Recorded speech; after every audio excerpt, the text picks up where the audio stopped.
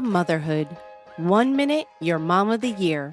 I love you, Mommy. Then the next, not so much. From bath time to bullying, from potty training to puberty, parenting is full of challenges. But one thing is for certain, you are not alone. Welcome to Modern Mom Probs. I'm your host, author, mother, parenting expert, Tara Clark. Join me while we tackle today's modern mom problems. Welcome back to another episode of Modern Mom Probs. I'm your host, Tara Clark. If you like what we're doing, be sure to subscribe and leave us a review.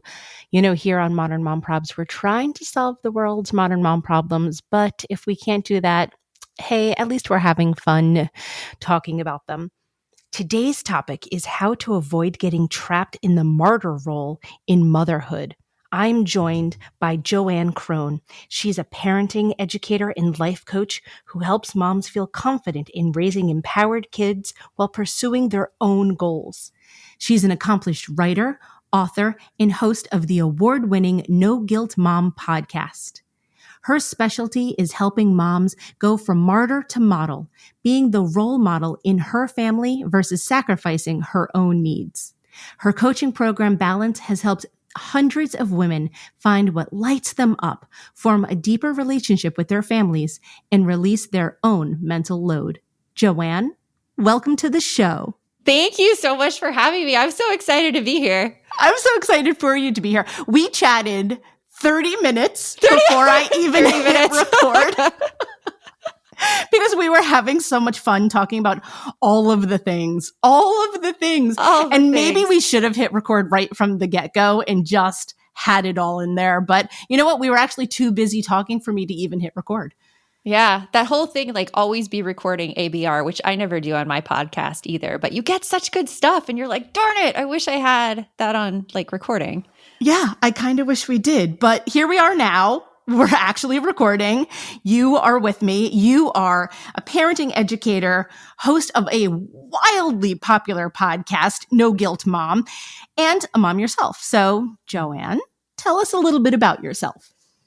Well, so I think I have to say, like, I'm an Arizonan because we were talking about the weather. And that's something like I think everyone needs to know. Like when you get in a conversation with someone, you always need to know the weather, especially me as an Arizonan, because I'm always like, it's so hot or it's so cold or so I am an Arizonan, born and bred. I actually like started my whole journey. Like when I graduated college, I didn't want to be in education. My dad was a teacher, and growing up, he's like, don't be a teacher. Don't be a teacher. Like they're just like, you know, you'll have to deal with administration. You'll have to deal with all these things, like do anything else and be a teacher. So I went out to LA and I was going to be in the entertainment industry and television. I did. Yeah. And I did do it. I was like, I was a theater major first, and then I was a broadcast journalism major because that was the closest to television. And I moved out to LA when I graduated. My boyfriend, now husband, was out there already working in Irvine. And I had this little job list called the UTA job list. And I was applying for all these internships. And I went to this one internship interview and she's like, you know, you have a college degree. You can start working in one of the big agency mailrooms. And I'm like, really? Okay. She's like, I know somebody. And I'm like, oh my gosh, this is like how they talk about Hollywood. Like, I know somebody. I feel like that's like a movie. Yeah, I know somebody. I'll give him a call. And his name was Zach. He's like, yeah, we're hiring for the mailroom. Just send her over. And so this was in Beverly Hills. And so I walk over to, it was Endeavor at the time, the agency, and he just hires me right there. And I'm like, oh my gosh, I have a job in Hollywood. And so for 4 months, I was driving around LA, delivering packages to people's homes. And we were talking about Armchair Expert. And I actually have a great affinity for Dax Shepard because I delivered a package to him. And one day when I go on Armchair Expert, I will be like, Dax Shepard, when you were living in Santa Monica, the upstairs apartment, I delivered a package to you from the That is incredible. That is incredible. So I spent like a year there and I got on a desk. I was an assistant, and then I went to a production company and I was in development, reality television I actually did. So really? Can you share what some of the titles were? Yeah, it was. So one of my boss's big shows was called Princes of Malibu, which was David Foster and his sons, Brody Jenner and Brandon Jenner. And Oh, he was married. remember that? Yeah, it was like 2 episodes on Fox before it got canceled. And it was Spencer Pratt, who has also been in the news as well. It was their show. And that was an amazing experience. Like David Foster's the most kindest person in the whole wide world. And so every time I see him in the news, I'm like, oh, David, he's such a good guy. But it was just a really crazy, crazy thing seeing that whole world. And I didn't like it though. You know, I always felt like I was trying to one up somebody. I was trying to like get the best of somebody, especially when you're dealing with like contracts or negotiations or like making deals or whatever. It was not my personality. And so when I got laid off because the company went through a huge downsizing, I was like, I'm going to go back to school. I'm going to be a teacher. Like being a camp counselor was the best thing in my life. I'm going to be a teacher. And so I went back to ASU and we moved back here to Arizona and I became a teacher and I was that for 6 years until my second was born, my son. And that's when I started No Guilt Mom and been doing it for the past 10 years. But I did it because like growing up, I saw my mom struggle with like self-care and time for herself. Like I remember her coming home from work and she worked at an admin at the hospital and she would just be so tired and she'd be complaining like, she's like, I never have time to work out. I never have time to eat healthy. And I'm like, Mom, like, just like take this time and like go, like you have a gym at work, go. And I'd be telling her that like as a 13-year-old, as a 14-year-old. And she'd always feel like she couldn't get away, like she would be missing something from us. And so I remember seeing that as a kid. I didn't even want to have my own kids at first. Like my husband was all about, I want the kids like early. Like my parents had me at 21. And I'm like, hold on now, mister. Hold on. Like we can't do, like, I don't want to lose my life. That's what I thought I was happening. I don't want to lose my life. I don't want to lose my freedom because that's all I saw growing up. Like my parents gave all of us all their attention all the time and they're wonderful parents, but I didn't want that for myself. And so when I finally did become a mom, I struggled hard. I had postpartum depression. I had all of these expectations on myself and I felt totally alone in the whole world. Like no one else understood me. And it was through therapy that I finally realized that that is not how this has to be, that there is a different way to live and to do mom life.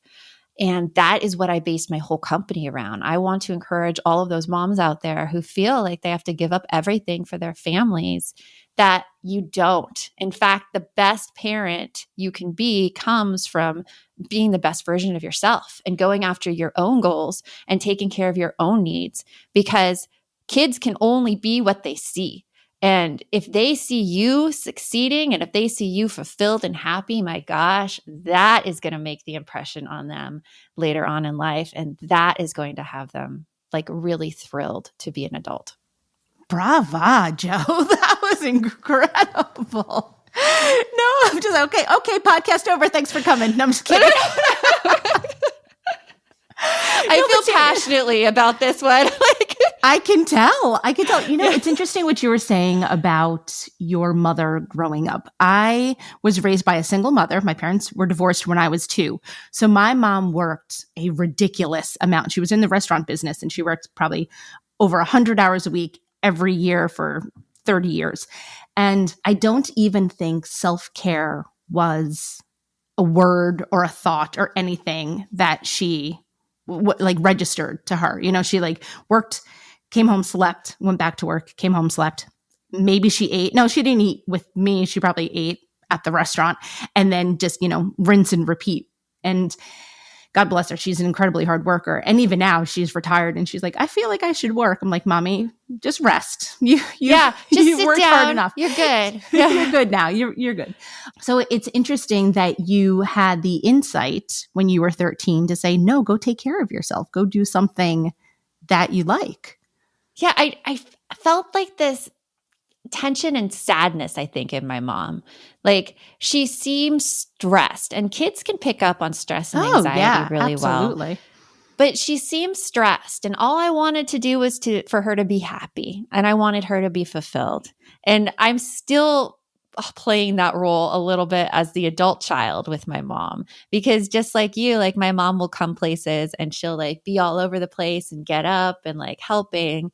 And it wasn't until recently where I learned how to get it with my mom. I'm like, Mom, can I make you a margarita?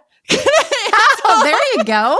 And so I make her, like, I'm really good at margaritas. Like, when we ever meet in person, I will make you a margarita. Thank you. But like, I could just sit her, I'm like, here, Mom, have a margarita. And I'll have a margarita too. And my mom will just go sit and talk with me and just enjoy and not feel like she has to do all the things anymore, which I love. I love seeing her in that aspect. I still want her to pursue more things on her own, like, because she watches my nephew now, who's 4, and I still want her to have that. But you know, you see that in your parents, and you want them to be the happiest, and that's what our kids want for us too.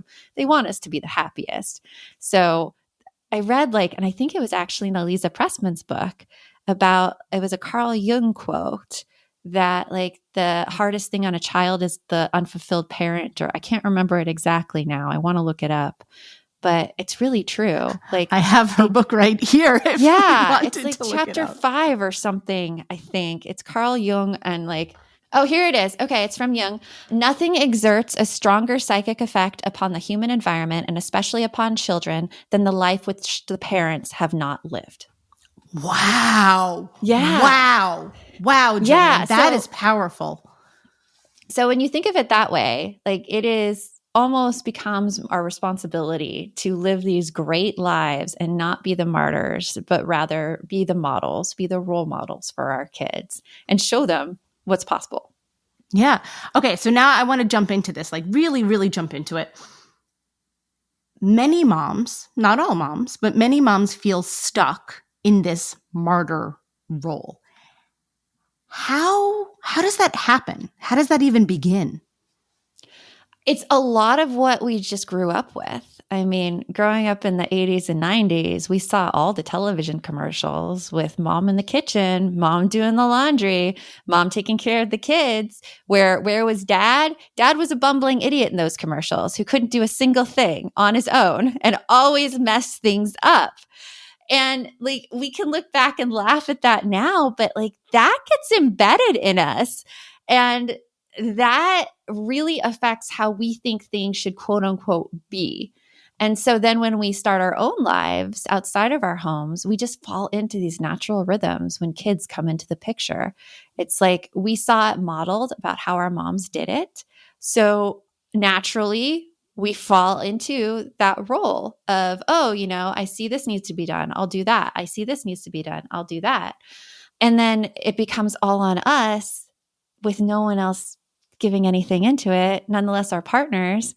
And so that's how we get stuck in the martyr role. And it takes a conscious effort of us seeing that, of us knowing that that doesn't need to be how it is, and then working to change that within our own families. Yeah.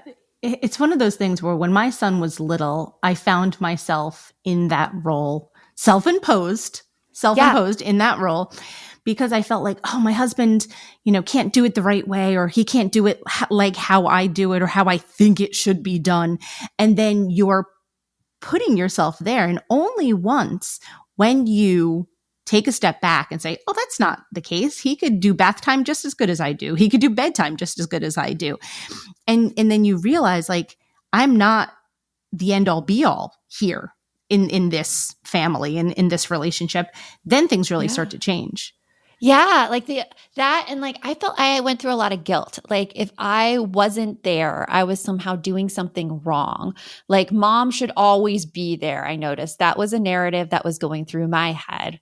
Or I would see like my husband was just busy with work. I mean, one Christmas, it was actually before the pandemic, he had just such a packed work schedule where he was getting home at 7, and it was December. And so I was taking care of all of the gifts, all of the wrapping, all of the organization.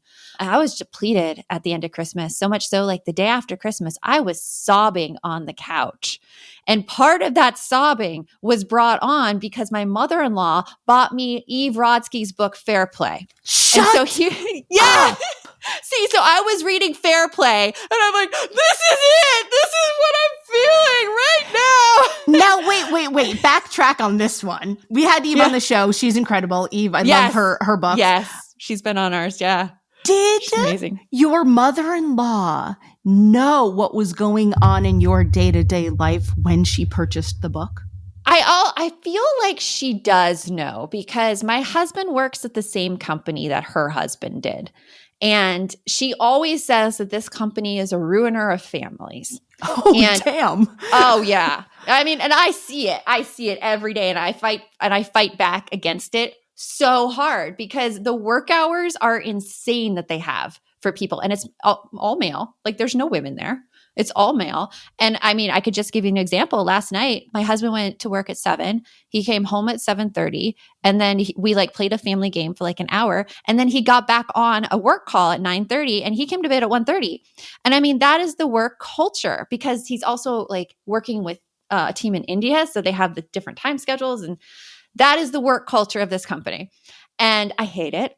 And she knows it. And so I bet she does. And she gave actually the book to me and to my sister-in-law, who's married to my husband's brother. And so I don't think she thought I would take the book as far as I did, but I did. Because then I'm like, yeah, Leslie, Eve Rodsky's coming on. The book you gave me, that's why she's coming on. So, but yeah, wild. Reading especially reading it during the holiday season, because, you know, I don't have to tell everyone here that a lot of the work falls on mothers during the holiday season. Oh, definitely. And the whole like time is money thing, the time myth from Eve's book, that hit me hard, because that is what I was doing. I was sacrificing my own time because I thought my husband's time was worth more when he came home and relaxed. Unconsciously, I was doing this. Yeah. And that led to a complete change in our household, because after I broke down, I'm like, I can't do this anymore. I can't do this by myself anymore. And we started talking a lot about how we can separate out things. And now for Christmas, like these past 2 Christmases, my husband is in charge of all the kids' gifts, all of them, and wrapping them. So he buys them. He makes sure they're all hidden in his office, and he takes care of wrapping all of them. And so it's amazing. It's so much less stress. That's incredible. Just that one thing. And the kids make it so easy. They make these like wish lists for him. I mean, they're 15 and 10 now. So he just goes down the wish list, and yeah, but it's good. It works.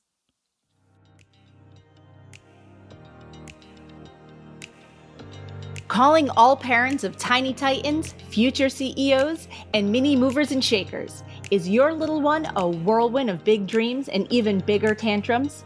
Do they have the potential to be unstoppable, but lack the tools to navigate the everyday chaos?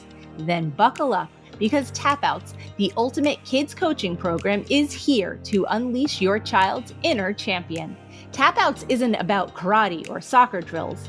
It trains kids in building resilience, confidence, and communication skills that last a lifetime. Their expert coaches, who are basically superheroes in disguise, will help your child harness their energy to channel their power into positive action, face their fears by equipping them with the tools to overcome challenges and build emotional muscle. Forget tantrums and misunderstandings. Tap Outs fosters clear communication, empathy, and healthy relationships. Discover their passions, whether it's building robots, painting masterpieces, or saving the planet. Tap Outs helps kids find their spark and ignite their unique talents. Tap Outs isn't just a program, it's a community, a village of supportive parents, empowered kids, and coaches who believe in your child's magic. So, ready to watch your little one tap into their full potential? Visit tapouts.com today and unlock a free trial session. P.S. Don't forget, the secret code is TARA50 for 50% off your first month. That is very cool. Now, did you have to sit down and sort of have like a list in front of you, or a mental load checklist to say, we're going to do this, we're going to do that, you're going to take care of this, I'm going to take care of that? it was a joint conversation with us where I wasn't prepared for anything. I mean, I really took some inspiration from what Eve said in her book, the should I do list, which it didn't go too well on her end. So I'm like, okay, check. Won't do that. And I was just like, we need to find a way to really break up what we're doing in the house. And I think the pandemic was actually a godsend in that respect, because we had things that were outsourced in our house. Like we have a cleaner come in like twice a month, and that couldn't happen during the pandemic. And both of us were home and we had kids to take care of. And so we sat down as an entire family and we just wrote down everything that needed to be taken care of in the house. And then we went round robin around us and picked jobs off the list. And of course, my son was like 7 then, and my daughter was like 10, 11. And so we helped them pick their jobs. But that was the first kind of, journey into splitting up everything. And then since then, it's taken just constant maintenance. So my husband and I have a weekly date every Wednesday. I'm going today. And it's just at this restaurant called Sicilian Butcher where we have drinks outside, and we just connect and chat and talk about like whatever really needs to be brought up. And there's certain things I've let go of in our house that I just don't do. Like, I think one of the ways to really take yourself out of the martyr position is to know which job is assigned to which person, and to be very, very clear about it. And even to have it written down somewhere so that you don't like think you had the conversation, but you can't remember if you actually had that conversation. So I like to write it down as I put it on the fridge so everyone knows. And so I know. And then letting that job go when it's not done. My husband's job is to take out the trash. And when the trash isn't taken out, we have one of those like pull out underneath the counter trashes. You're describing my life, because I have the same trash can and my husband also takes out the trash. Yeah. So like if that thing's full, you can't fit anything else. And so it starts going on top of the counter. And so I've let it go on top of the counter for a bit. And usually like something needs to happen. There needs to be some kind of natural consequences before the job is actually taken over completely. And so thankfully, my dog had a hand in the natural consequence, where we had tacos one night and the trash can was full, so nothing could go in there. And so the taco bag had to be on top of the counter. So I come out in the morning and I'm like, where's the dog? Like the dog's usually following me around asking for food. And I look over the couch, and right there in the middle of the couch, like she's surrounded by pieces of shredded up paper and foil, and like trash is just all around her. And she's like, and she's like eating everything. It is the biggest mess I've ever seen. And I look at it and I'm like, I was about to pick it up. And you know those things where you're about to pick it up and you know, like you would be so resentful and like stomping through the entire house. So I'm like, nope. Not going to do that. And I just went into the bathroom where my husband was showering. I'm like, so Addie got in the trash. And he's like, oh. And I'm like, I'm going to go take a walk. And I just left. And he cleaned it all up. And it really has not gotten that bad since. Any day could be Taco Tuesday if you try hard enough. Yeah. Yeah. Addie was like, it's Taco Tuesday. I'm getting in on this one. Yeah. Yeah, but that's an important story. Of course. Like what dog isn't, right? Yeah. But that's an important story. Like I feel like many families do have those types of origin stories, if you will. And it's like, this was the point where we started doing X because we had no choice. Yeah. Yeah. You get to your point. You're almost like your breaking point, and you're like, well, that's it. We're not doing this anymore. And I hope that like, if you're listening right now and you're hearing this, like you don't have to get to that breaking point. It could be something as simple as saying like, hey, I'm feeling overwhelmed. Let's sit down and see how we can split this up. And then just listing all the tasks and splitting them up and making sure you know who's assigned to which, and take it from there. Just a gradual process, because it is, I always think like, will I be resentful if I keep doing this? Like what version of myself does my family get if I keep doing this? And usually I could picture myself storming out and like getting all mad and like doing those like jerky hand movements. And I'm like, okay, that's my cue. I need to say no.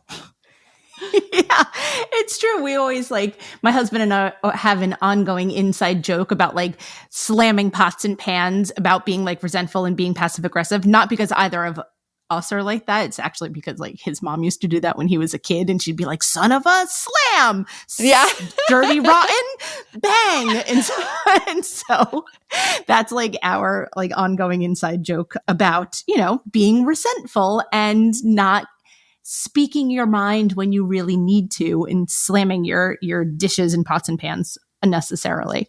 But I'm so pleased that we're living in a generation now that can talk about this stuff, that can sit down with our partner and say, "Hey, listen, I felt really resentful last week when, you played golf all day and I was home with the kids." I'm just making up that example because I feel like I see that a lot online. But, it could be any number of things that people feel resentful for.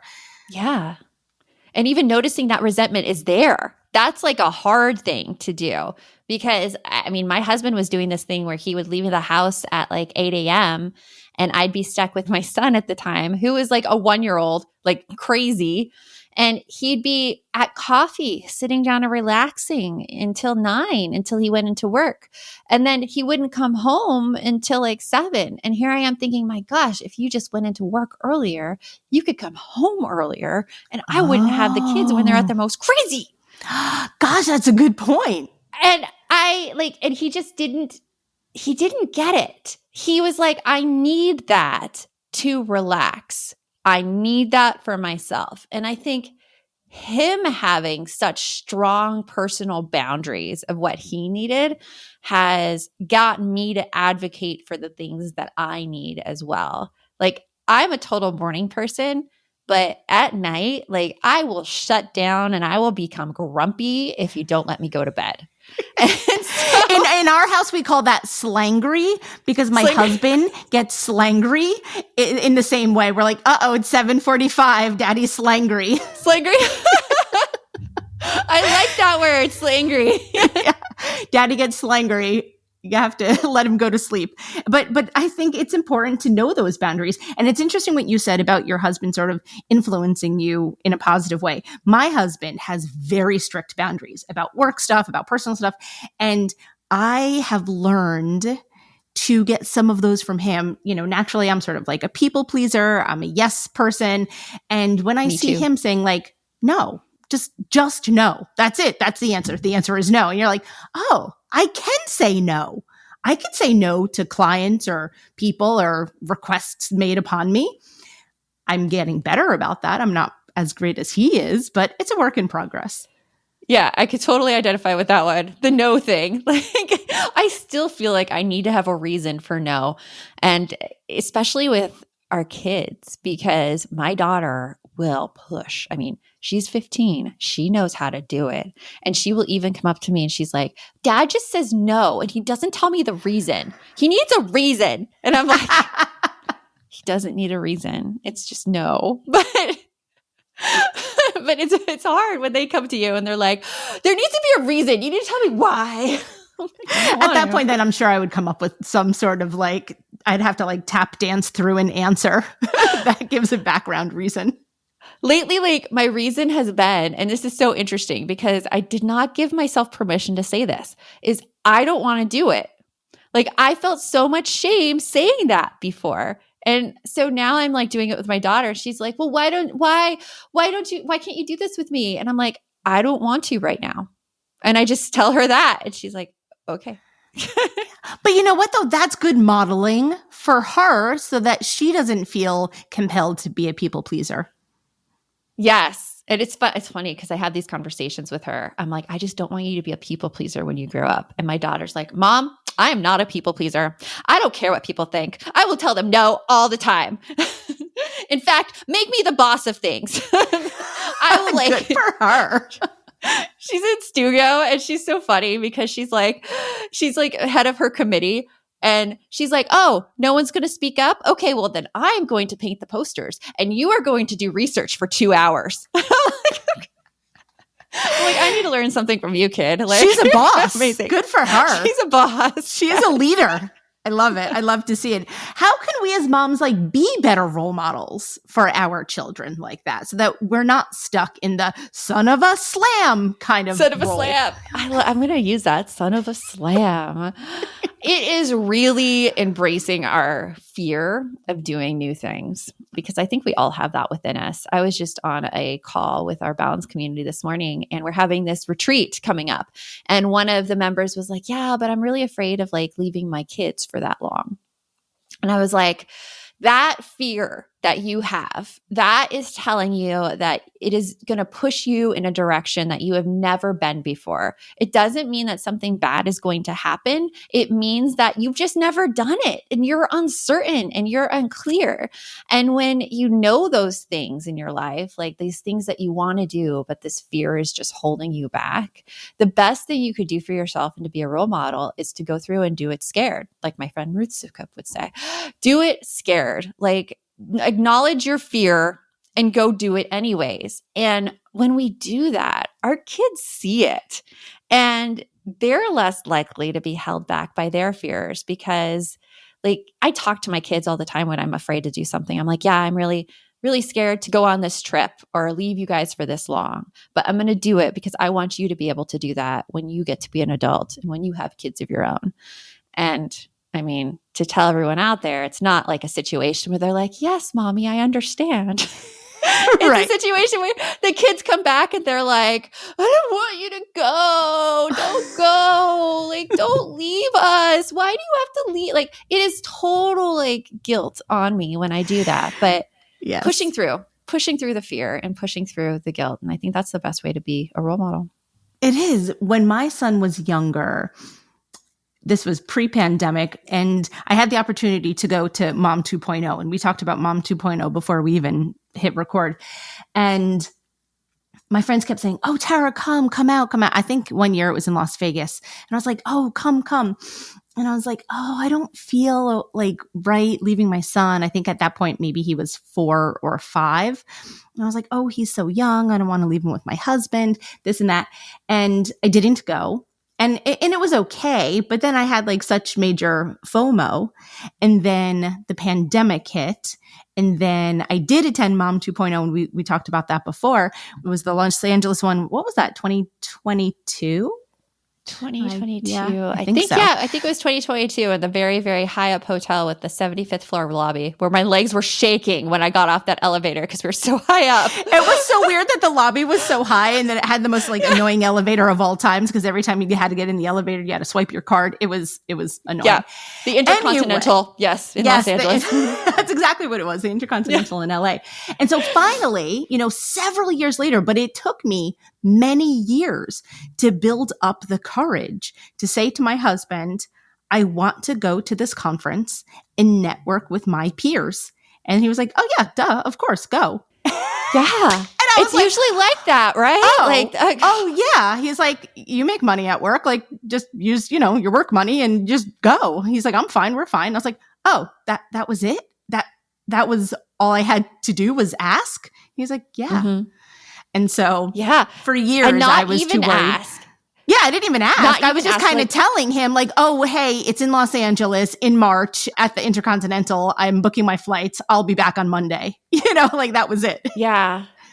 Yeah, like my husband and I have actually been really great pushing me in this way because I would come and I would ask before. And he's like, why do you even ask? Just like, tell me what you want to do. Like we're equal footing here. And I know that some people do not have relationships like that. And so I think us talking about it and being like, no, this is how it is. Like it should be. You just tell your partner that you're going and your partner does what they can to support you in it when you want to do it. Like that is an equal relationship. Because I always think about, well, if my husband ever wanted to do something like that and he's like, hey, I want to go do this, like obviously come and check and be like, do you have anything going on? Like, do you see this being a huge inconvenience? Like that I appreciate, but not asking for my permission. I don't think he would ever ask for my permission to do something. And I think that's a great thing when we say like, yeah, all we have to do is say we want to do it and then go for it. Yeah. And I do have to say, we are very lucky in our marriages to have partners who can say, yes, oh, of course. And not everyone is in that same position. So I think that is, worth mentioning too. It is. And you know what? There's something that I was actually looking at online, and I can't remember who said this. And I think it was, if you follow, she is a page turner on Instagram, really great person to follow. But she was mentioning this about how a lot of people are like, well, you didn't it's not luck, like you chose your partner, whatever, like that's said a lot. But she's like, no, like on paper, it looks like when you marry somebody that they're going to be great when kids come along. And then kids come in the picture and the whole relationship dynamic changes. And that was really eye-opening to me because I'm like, you know what? You're right. Like the relationship dynamics change when kids come in the picture. And it's very hard to navigate in that arena. Yeah, absolutely. And I think age has something to do with that. I think maybe socioeconomic circumstances have something to do with that versus, when you mentioned that your husband's parents had him at 21, my husband's parents had him at 21. So, there's a parallel there. But my husband and I didn't have our son until we were 32. So, you're in a very different place at 32 versus 21 from an education standpoint, a socioeconomic standpoint, so many different things, just life experience in general. Mm-hmm. And so I think that's worth mentioning. Yeah. And we had our daughter at 27. I was 27. He was 28. And then son came along at 31. But you're totally right because my mother-in-law had to stay home and take care of the kids. Like that was all that was available because my father-in-law was still finishing up school.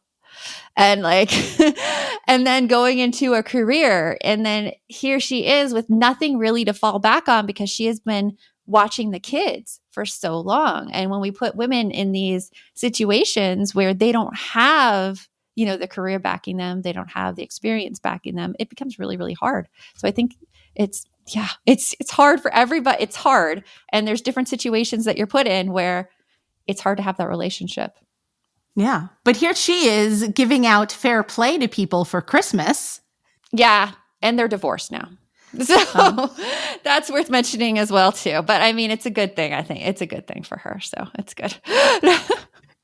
I feel like we really just laid it all out today on the table. I don't know. Maybe it's just me. We really did. Like, you want to come here for honesty. We just laid it all out today. Everything. Yes. I mean, honesty, vulnerability. I think when we talk about the real thing, the real issues behind things, we feel less alone because nothing helps anybody with this glossed over, perfection. That's what it is. That's why you do what you do. That's why I do what I do. I want to talk more about your podcast. I want to talk, what does it mean to be a no-guilt mom? No guilt mom, I always feel is an ideal I am searching for because guilt is never going to go away. You just learn to live with it more and make the decisions that impact you. So being a no guilt mom is really pushing through the fear that we talked about, doing things that really excite you, that light you up inside, and not feeling shameful for it in the long term. I'm not saying that these feelings come right away. It is something that we are all working towards as we look to make our adult lives the best we can. And we're giving a great example and having really close relationships with our kids as well. Because that's something that I really wanted to address with being a no-guilt mom is that a lot of successful women will come up and be like, okay, yeah, I'm doing all this, but I'm really a crappy mom. I'm like, no, you are showing your kids how it should be. And you do not have to be a crappy mom to achieve success in one area. It should not have to be that way. And so No Guilt Mom is really combining the two. You can be a great mom and you can pursue the things you want, but there is a balance and strategies to use. Yeah, there are definitely strategies to use because for me, I often say I'm a great mom. I am a much better mom than I am anything else, content creator, anything else that I do. And my relationship with my son is tantamount, right? There is nothing that I would ever do to jeopardize my relationship with him. If at one point he says, Mom, can you just not do this anymore? I'd be like, okay, I respect you. I respect our relationship. I'll pack it in. That's what it is because he's the most important thing to me. Yeah. so there's that. And my husband too, obviously, we're a really, really tight unit. And I go out of my way to respect their privacy too for those reasons. But I could definitely understand how people would struggle with that of like, I'm working 24/7 to be, and I'm just using content creator as an example, to be a solid content creator. And that is sort of a job or a career that is 24/7 if you allow it to be. And then sometimes, because it is a 24/7 job, it is on the backs of your loved ones that you don't get to see, don't get to interact with as much. Sometimes, they don't want to be a part of it as much as you would like them to be a part of it. It's a whole thing. But I can see how many women can feel that, yes, I'm successful in this arena, but I am not successful in that arena. Yeah, it's a hard balance for sure. And especially like being content creators, like when kids get older, I mean, my kids used to be in like my Instagram pictures and everything, and you won't see anything about them anymore.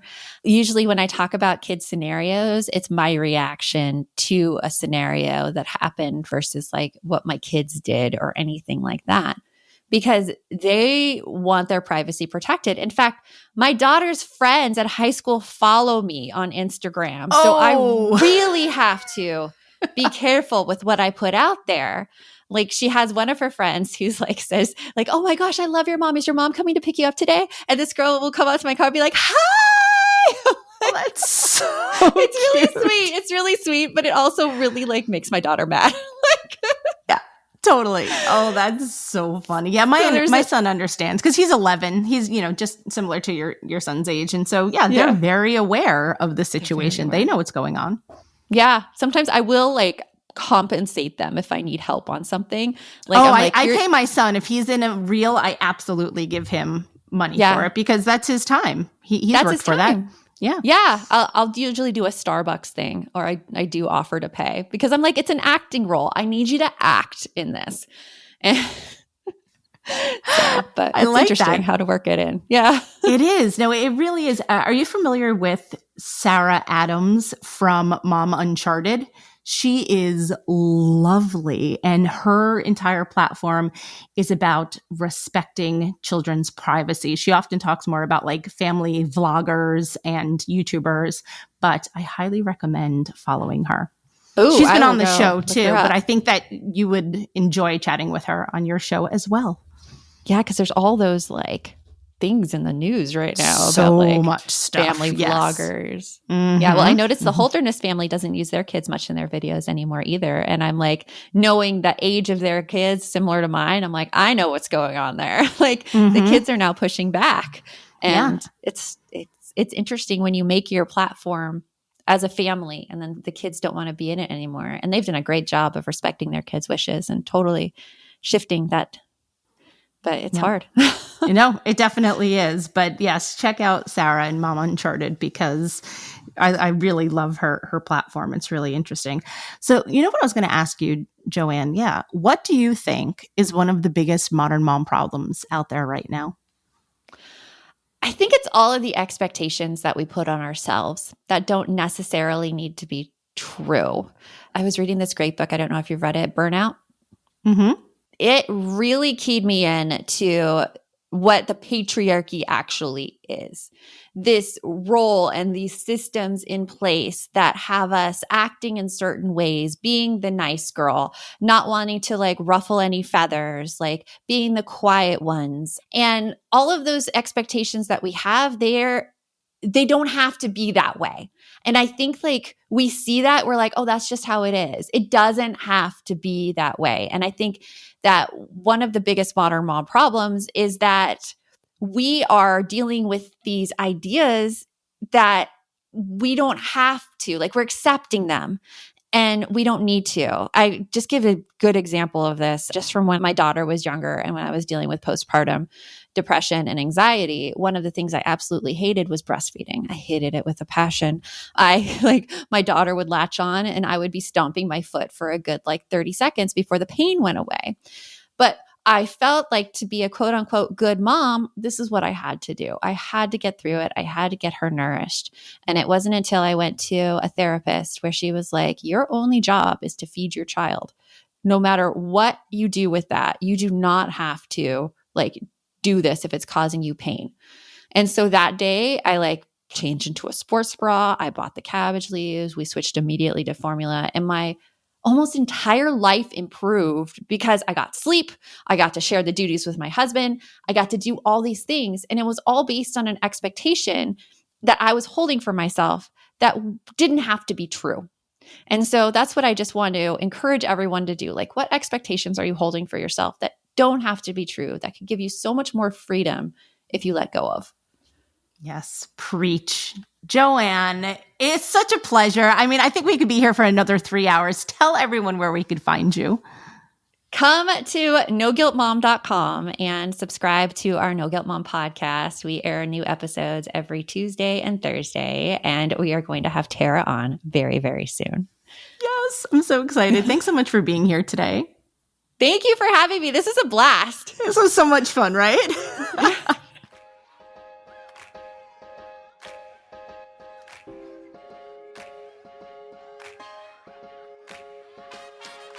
Thanks for listening to today's episode of Modern Mom Probs.